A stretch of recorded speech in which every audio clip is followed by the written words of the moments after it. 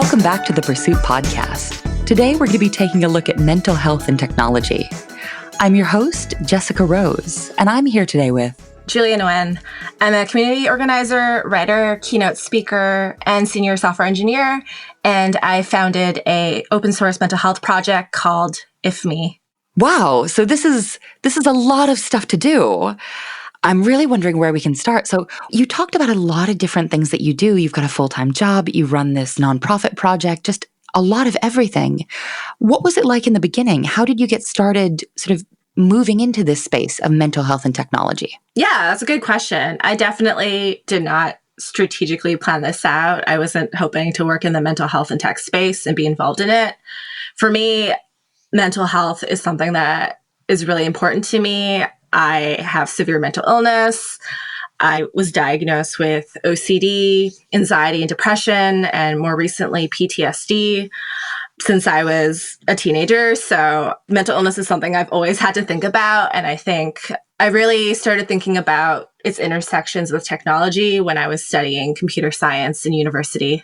Okay, so it's come from a very, very personal background, a personal journey, and become something you do that really benefits quite a few other people.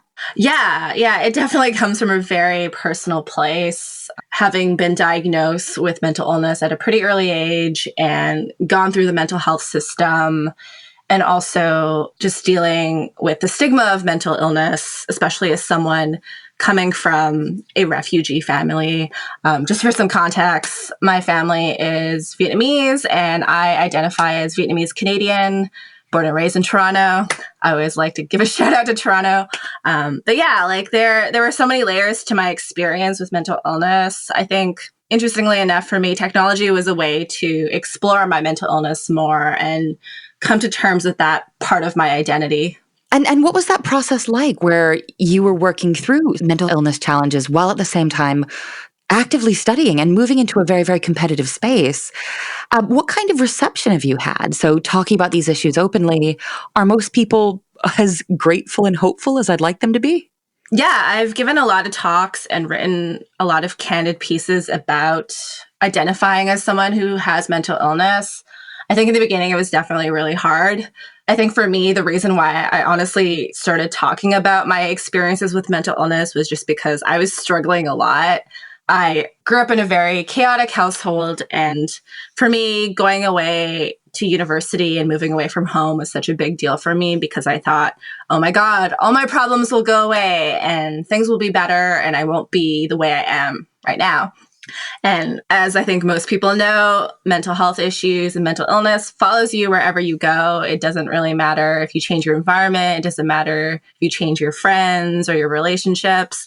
So I struggled a lot studying computer science for a number of reasons. First off, I wasn't really treating my mental illness. Growing up, I was really lucky to have a mother who was very proactive about it. She took me to therapy. She made sure I saw a psychiatrist.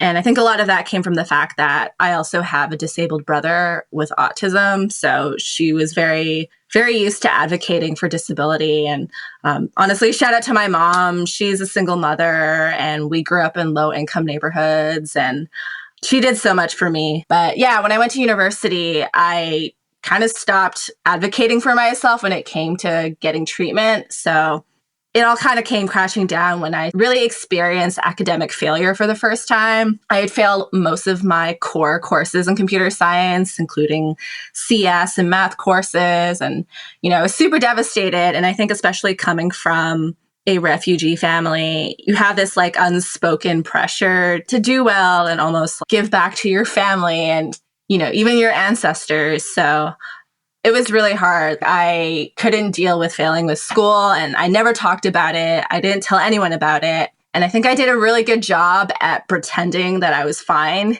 And I think that comes from years of just pretending I was fine in terms of my own mental illness.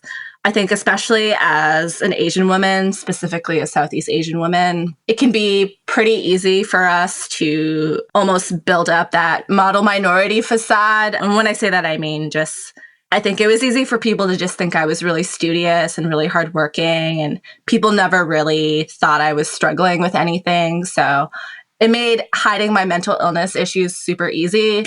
And then when it came to failing in university, it also made it easy. Like people always thought really highly of me. And I think also being a woman in computer science, I realized pretty early on in university that we're an underrepresented group in this industry.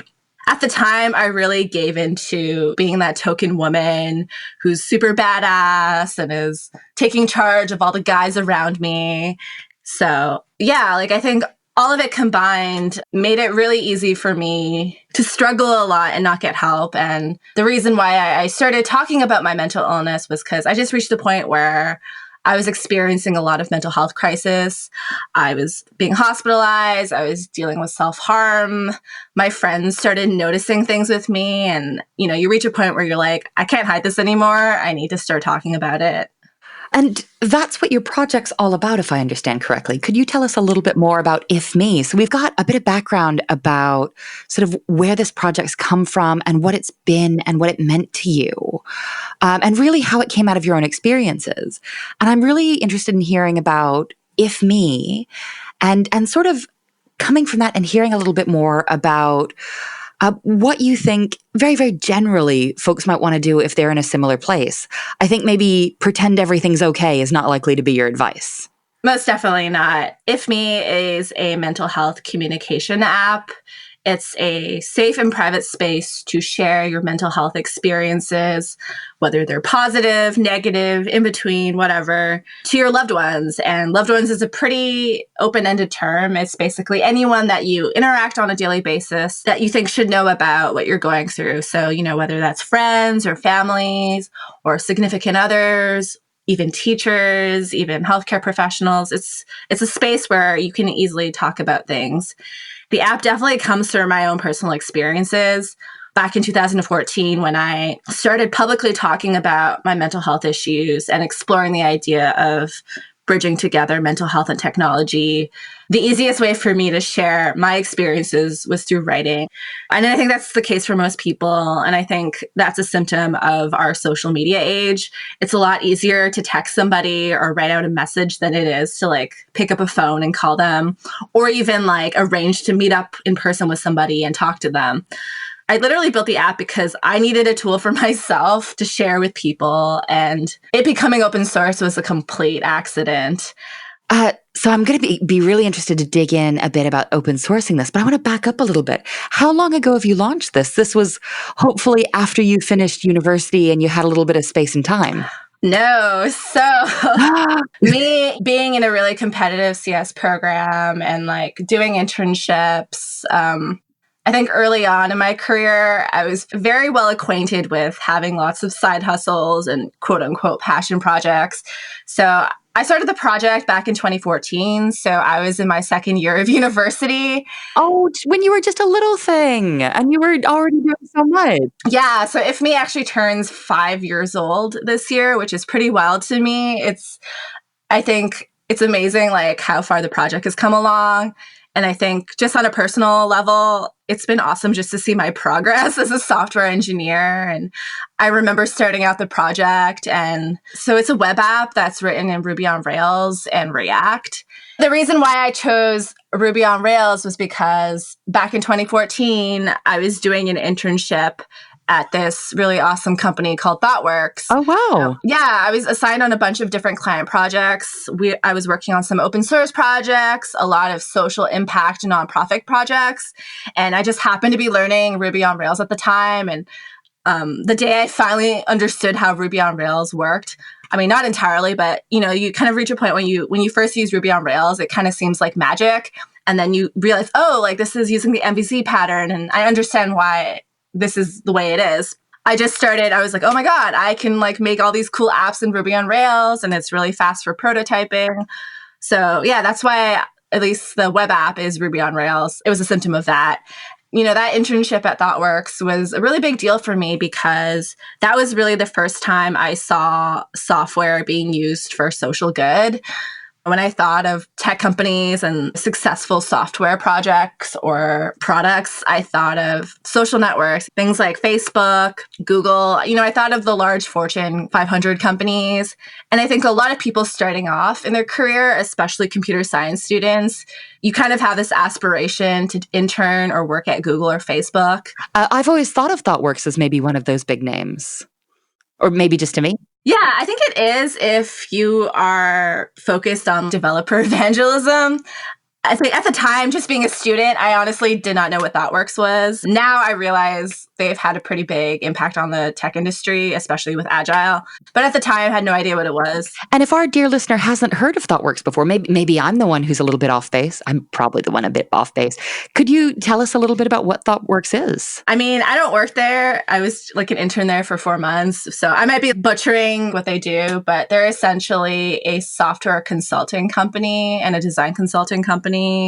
They build software for clients, and they're a pretty big organization. They have locations around the world.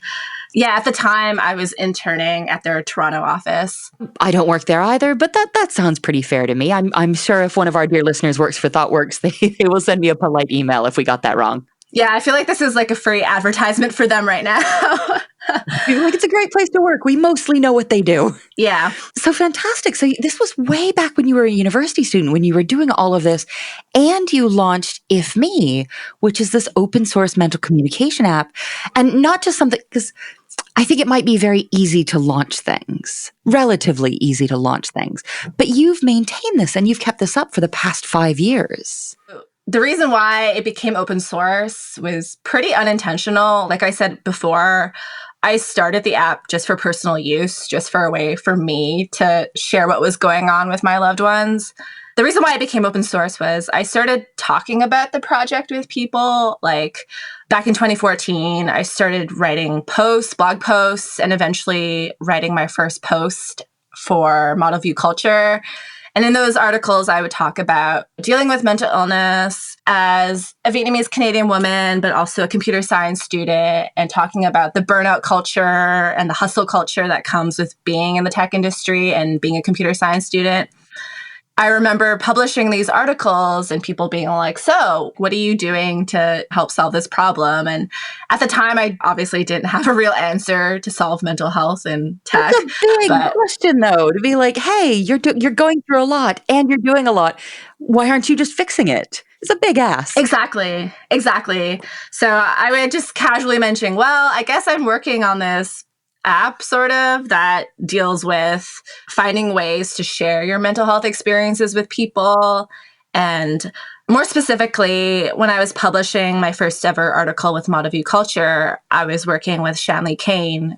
She was one of the founders and also editor of that publication.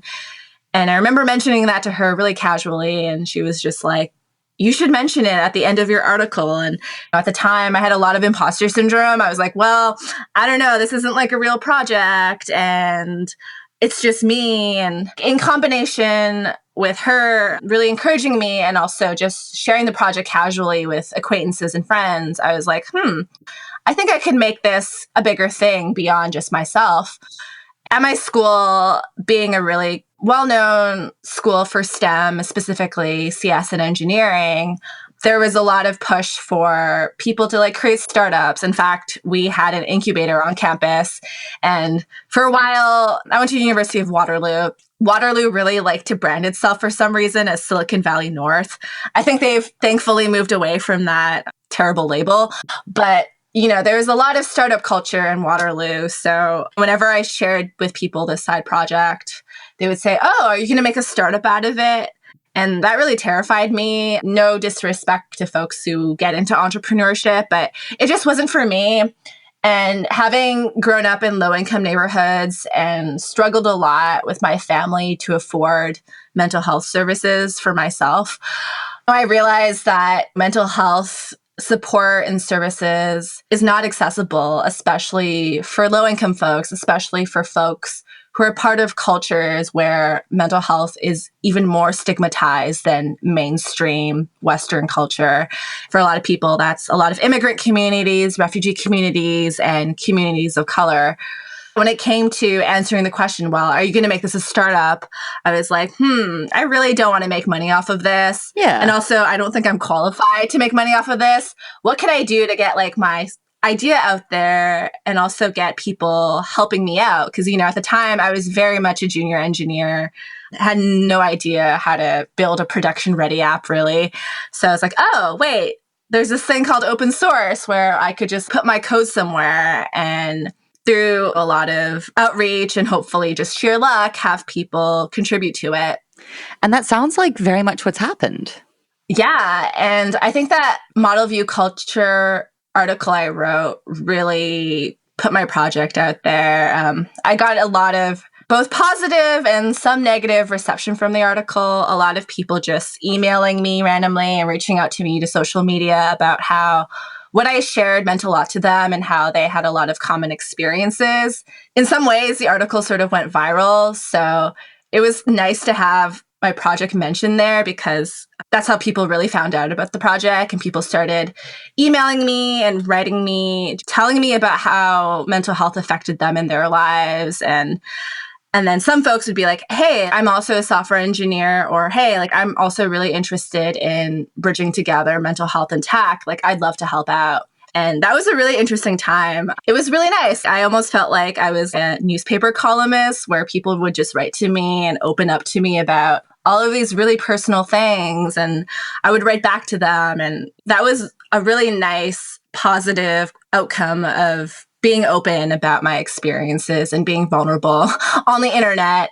It was really nice and pure and it wasn't awful. I feel like if I did that today, I might get a lot more negative backlash. But back then, it was nice.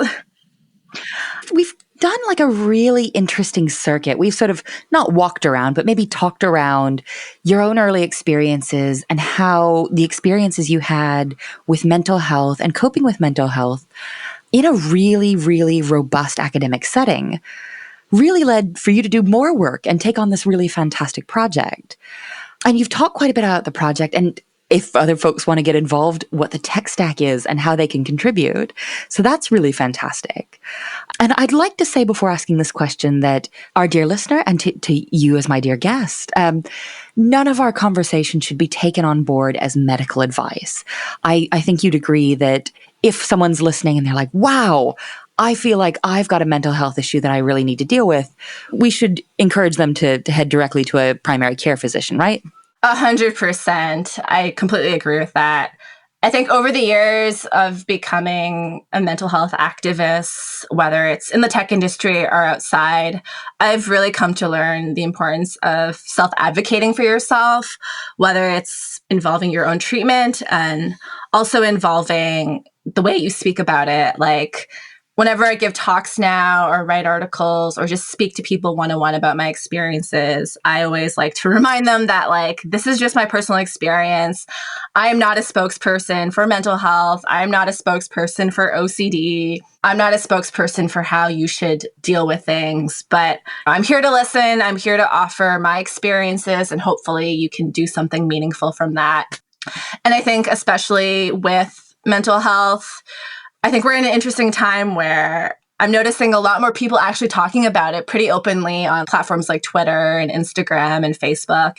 And I think it's really awesome. But I also think it's a lot of new vulnerable experiences being shared online. So I think it's really important to be very cognizant of who your audience is.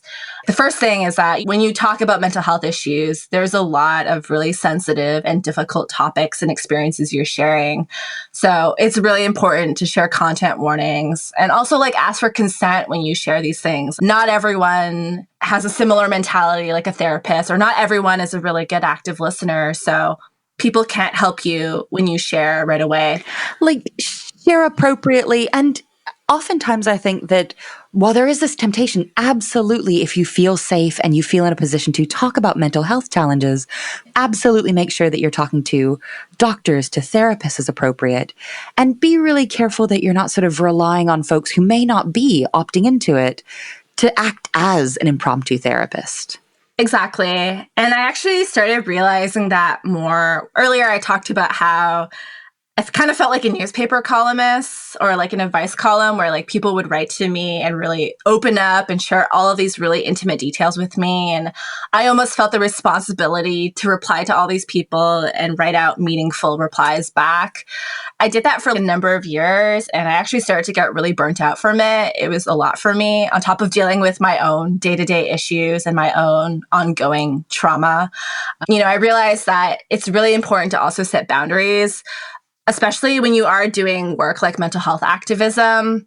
I've come to learn that in order to do this activism, you have to share a lot about yourself and you have to offer some vulnerability in order to push forward things that you're advocating for in the mental health space. And oftentimes it feels like you have to keep being vulnerable and keep sharing and divulging all of these really personal and difficult details. I remember a few years ago when I was hospitalized for a suicide attempt, somehow immediately felt the pressure to like go on Twitter or write a blog post about it and keep my followers up to date. I kind of felt like in order for me to be a real mental health activist, I have to be constantly sharing and almost proving to people that I also struggle as well. And me being a lot more older and wiser now, 5 years or so later, I realized that you don't owe people that, even if you are doing activism work. It's really important to set boundaries. Being someone who is working towards better mental health, that doesn't always mean going on Twitter or giving talks about mental illness. You can still take care of yourself and be aware of your mental health issues and ways to fix it without being some sort of public figure. And I think the social media age and the influencer age has made that really difficult for a lot of us. I feel like a lot of us really depend on social media to either boost our careers or even build our careers. So yeah, it's good to sometimes be private, and it's always good to set boundaries and know your limits on what you share. And I think the idea of setting boundaries, that sounds very appropriate. That feels right. I was wondering if we could, and please feel free to let me know if this isn't a good fit for you. You talked a bit about having quite a difficult time in university working with your mental health issues. And it sounds very much as if you're having a much better time now. While your experience shouldn't be extrapolated for everybody, can you talk a little bit about some of the coping techniques or some of the things that you found were really, really helpful and really useful for you? Yeah, that's a very loaded question. I would say that I think I'm a lot more in tune and aware of my mental health now. I wouldn't say that I'm completely recovered or I'm better. I still struggle a lot and I still deal with a lot of severe issues. 2014 me would have overshared and told you what that was, but 2019 me is like, you know what? I don't have to share everything. That's very fair. But anyways, in university, moving away from home and not having somebody to hold me accountable for my mental health issues, I really fell into a spiral with my mental health. And midway in my university career, I realized, oh shit, I need to go see a psychiatrist. I need to be on medication again. I need to see a therapist. I need to do all these things. I immediately looked into mental health services at my university. And I think for a lot of university students, you do pay for your health insurance at school. So I was like, yeah, they must offer all these things, especially because a lot of students tend to deal with mental health issues. And a lot of people tend to really experience mental health issues, or at least acknowledge it for the first time when they're in university. Trying to access disability services at my university, that was the first time in my life I saw the barriers of accessing mental health support and it actually being considered a disability. I think at a lot of universities, disability services tend to cater more towards people with physical disabilities or cognitive disabilities or more visible disabilities.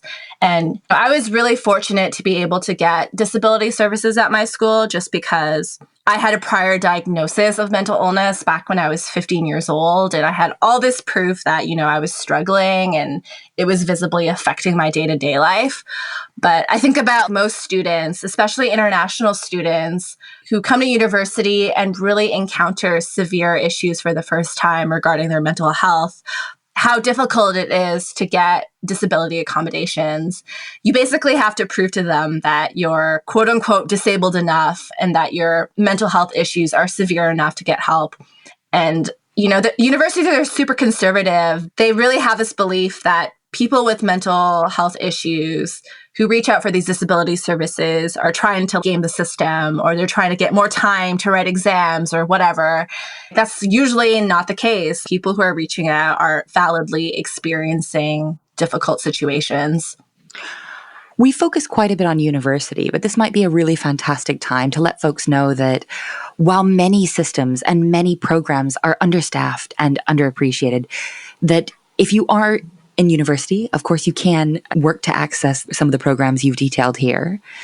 But if you're not in university, there are community, I hope that near you, there should be community health programs, ability to access these things through your GP, or even mental health support groups for folks who aren't able to access immediate care. Yeah, there are community services for mental health. But honestly, it really depends where you live. It depends what your background is. It depends what your income level is. It even depends on what your race and ethnicity is. I was born and raised in Canada, and when I say I'm Canadian and I talk about the mental health care system there, I think people often think, oh, why are you complaining? Canada has universal health care. Canada is like this liberal utopia. And this could be a separate interview, but that is totally wrong. What I will say is, in terms of mental health care in Canada, it's not great. It's not covered by universal health care.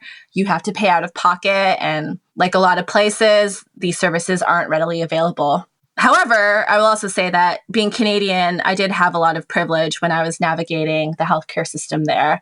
In America, that's when I started noticing a lot of huge gaps and just realizing how severe things can be when there isn't a real healthcare system and there isn't real accessibility to mental health services. And for me, that started happening when I started interning in the US. It sounds like you've had sort of not necessarily the good fortune, but the fortune to navigate several different mental health systems, sort of varying quality and varying ability to see you through. Do you have any advice? And again, non-medical, non-therapeutic advice, but just sort of your experience and what you might say to somebody who's currently having a difficult time navigating accessing mental health services? Not going to sugarcoat this. It's really hard. For people with recurring health issues in general, not just mental health issues, you have to do a lot of self-advocacy when it comes to advocating for your health. And I've noticed this be especially true in the US, especially if you are a person of color, moreover, Black or brown. And I don't have advice on one size fits all advice on how to navigate things, because I can only speak on behalf of myself. But I've definitely come to realize that it really helps to tell people around you about it. The times in which I had to deal with really difficult health insurance related situations related to mental health, related to involuntary hospitalizations and other mental health related crises, I've been really fortunate to have this amazing sister who has helped to advocate for me, helped to get on phone calls with me, helped to navigate the bureaucratic mess that is the healthcare system. It really does help if you have someone in your life who has the bandwidth and ability to help you navigate the bureaucracy of mental health care. So really sort of finding advocates outside or alongside folks from therapeutic professions and folks in healthcare. Yeah, I think outside of any type of work or school environment, reaching out to family and friends to help you out with that is really helpful. In terms of school and work environments, I think HR should have this information. I think HR should connect you with mental health services in your area. And I notice in the workplace especially, a lot of these services that a lot of companies do offer are more towards people in emergency or crisis situations. And I think that's really great, especially when it is related to suicide prevention. But I also think it's important to have these services all year round, not just when you're experiencing a crisis. In fact, the earlier you reach out for support and treatment, the better it prevents a crisis. Yeah, so a lot of I notice a lot of mental health services, advocacy, activism focuses a lot around crisis prevention, namely suicide prevention and emergency related things. And I think that's absolutely important. Like in that situation, you're literally saving lives. But I also think there also has to be services for people who aren't in that situation, but still deal with mental health crises. And I think because there are so many services that tend to focus more on crisis intervention, it adds to the stigma. It makes people feel like, oh, my mental health issues are not severe enough because I'm not trying to kill myself or I'm not trying to harm myself. When mental health and mental illness is severe regardless of whether you have intent to kill yourself or not. Regardless of where you are with coping with a mental health challenge, you deserve support. You deserve someone to help. Exactly. This has been an absolutely fantastic chat. If folks wanted to see more about what you do or learn more about the project, where can they find you and the things that you do online? I guess the first shout out I'd like to give is to IFME, my open source mental health communication app, open source project. You can find us on Twitter at ifme.org, and our app and website is at if-me.org. We are looking for all sorts of contributors, not just developers. I think there's a huge misconception that contributing to open source just means writing code. Not only do we have contributors who work on documentation, but we have contributors who work on design, advocacy, writing for our blog, and basically anything else you can think of. And I think this is especially important because mental health is something that we all experience. Everybody has a brain, regardless of whether you're diagnosed or not. So finding solutions to improve mental health culture and increase conversations about it requires contributors, requires ideas from all over the place, not just software engineers, especially in our tech industry where we feel like software engineers can solve everything. That's not true. In terms of reaching me, I'm on Twitter at Fleurchild. I also have a personal website too. If you just look at my name, I'm also on LinkedIn. I've never had a guest just be like, and you can add me on LinkedIn. Finally, it's good for something. Yeah, I mean, I don't check LinkedIn that much, but like you're like, you can add me, I won't see it. Yeah, I mean, you can also email me. Technically, my email's on my website, but I'm trying to like create more boundaries for myself where I don't feel the need to always reply to people. And you could email me, but don't. Yeah, I just every now and then I just get like random emails from people giving me unsolicited advice or criticizing me for random things. How cute. You leave a message. It'll be there. Fabulous. Thank you so much for joining us. Yeah, thank you so much. And thank you, dear guest. You can join us again next Tuesday for a new episode of the Pursuit Podcast. Till then, I've been your host, Jessica Rose.